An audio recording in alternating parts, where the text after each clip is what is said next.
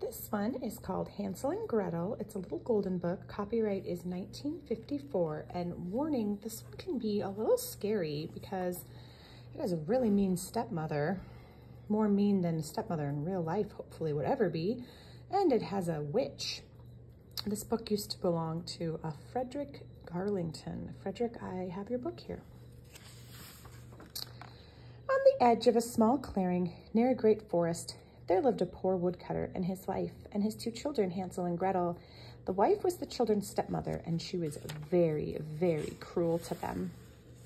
They had always been very poor, but one time there was a great famine in the country, and the woodcutter could not earn even enough to buy any food for his family.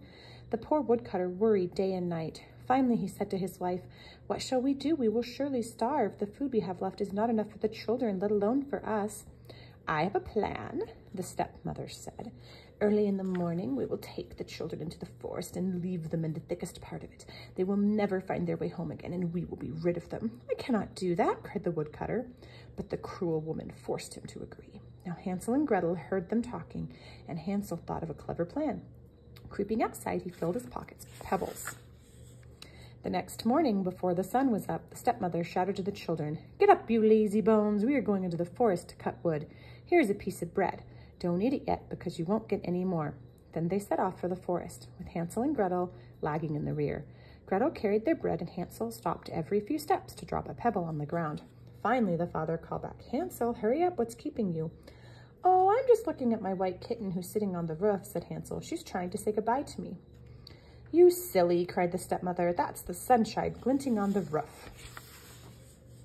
When they reached the middle of the forest, the father built a good fire. Then the stepmother said, "Wait by the fire while we go to chop wood. We will come back to get you." Hansel and Gretel fell asleep.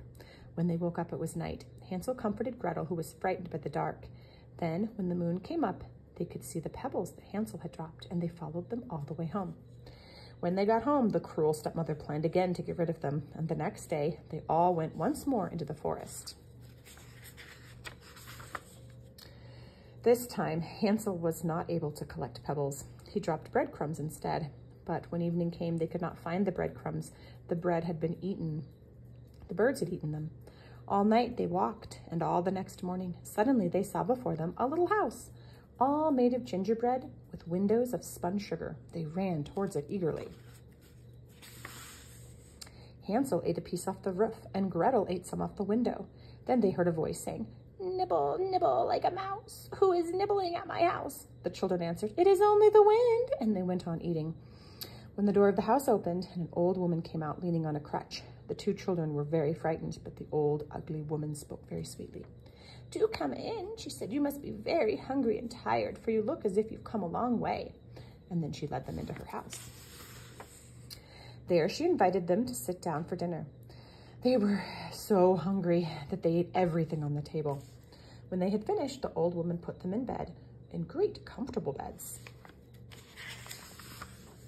Now, although the old woman seemed so kind, she was really a wicked witch who ate little children. So while Hansel and Gretel were sleeping, she was thinking of the fine meal she would have. The next morning, she awakened Hansel and put him into a cage. No matter how he begged to get out, her heart did not soften. And then she woke up Gretel and put her to work. "I'm going to eat you both," she said, "but first you can do some of my work." So poor Gretel had to carry water, chop kindling, scrub floors, and sweep the rooms. Gretel did not get very much to eat, but the best kind of food was given to Hansel, for the witch thought he was too thin. Every morning she asked him to stretch out his fingers so she could feel how fat he was. For she could not see well, but Hansel stuck out an old bone, so she thought he wasn't growing any fatter. At last, the witch decided to eat him anyways. Gretel had to build the fire and fill the kettle, and she cried as she worked. Then the witch came to Gretel and said, "Crawl in the oven, Gretel, and see if it's hot enough." But Gretel replied, "I don't know how to do it. How do I do it?"